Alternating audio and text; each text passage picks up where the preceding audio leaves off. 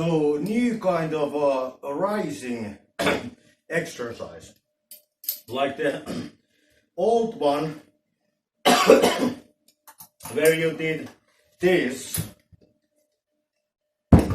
Like it's all right if you can do it strict, so that you keep this angle like so and not like this.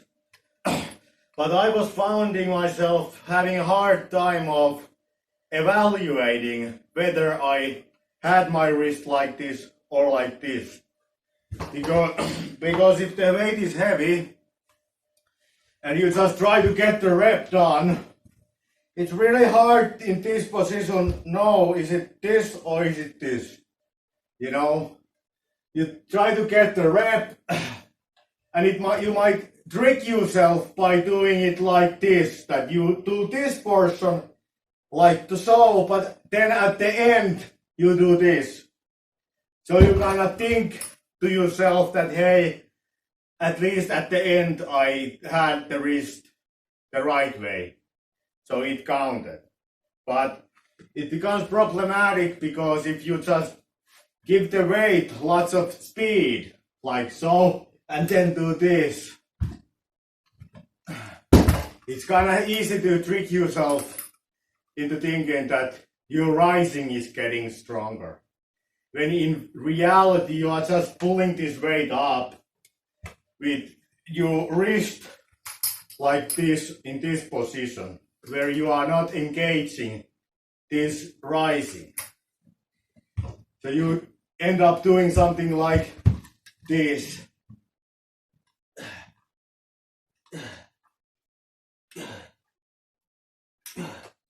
There you can notice that I'm pulling the weight up in this position. And instead of me now using my rising and doing this, I do this hitching movement, which temporarily takes the weight, the pressure off my wrist. And I can use this little hitch into getting my wrist into the rising position, like so. So you subconsciously do that. So now I have a exercise which, in my opinion, is a stricter way of training the rising. Obviously you can train it like this, but if you wanna train it statically, I think this might be the best solution that I have figured out. So what you do, you either just hold it like this, or you wrap this around your wrist like so. I like to wrap it around my wrist because it's just somehow it just contributes the stress equally to your hand, so that it's not just pushing on this finger. Somehow it feels kind of awkward having it like that. But anyway, this is the movement. You start it like from this position. Your wrist is on a rising position. And you lower it like this. And then you lift it up again. I know that this is now not so much of a hammer collar, because you have your arm like so. It's more focused on the rising. And on this movement, you never let your wrist drop down. You never let it do this. Because first time you do this, then you failed the movement. So what you do is you count these reps. How many of these can you do?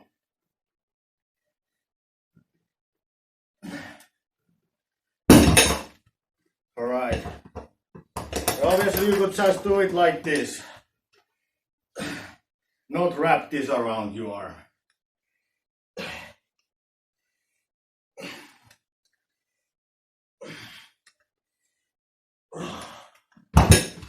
Alright, let's go up in weight, and I'm actually doing now that for real because it's actually my workout at the moment. So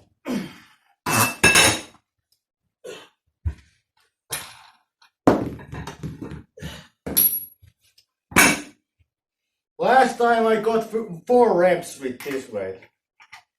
So let's see, have I improved? Take a little break.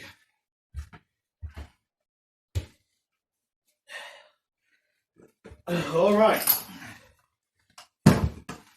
So there, you fail the movement if this rising drops in any part of the movement, and you need to go to the so that this forearm is parallel to the floor.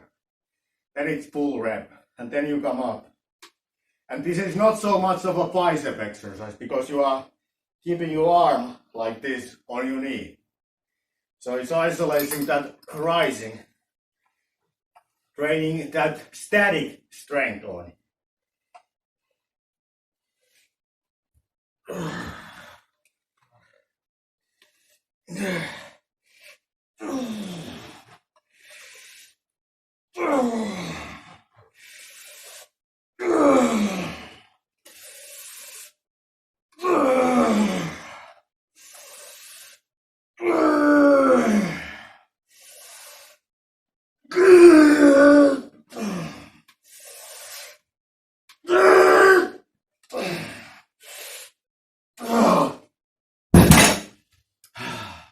So I think I got 7 reps.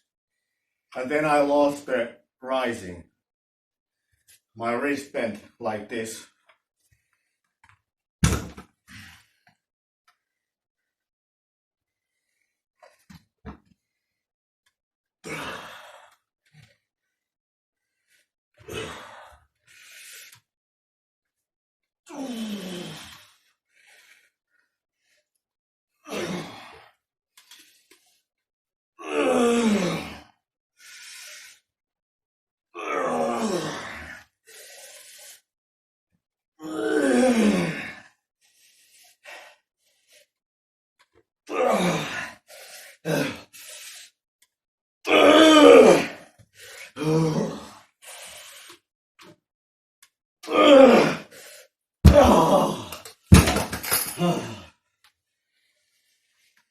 So there, I think this is better movement than doing it like this.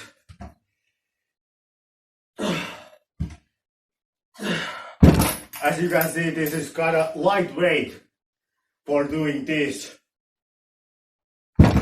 But still doing this was super hard because you're actually doing it strict. Anyway, that kind of trick. Bye.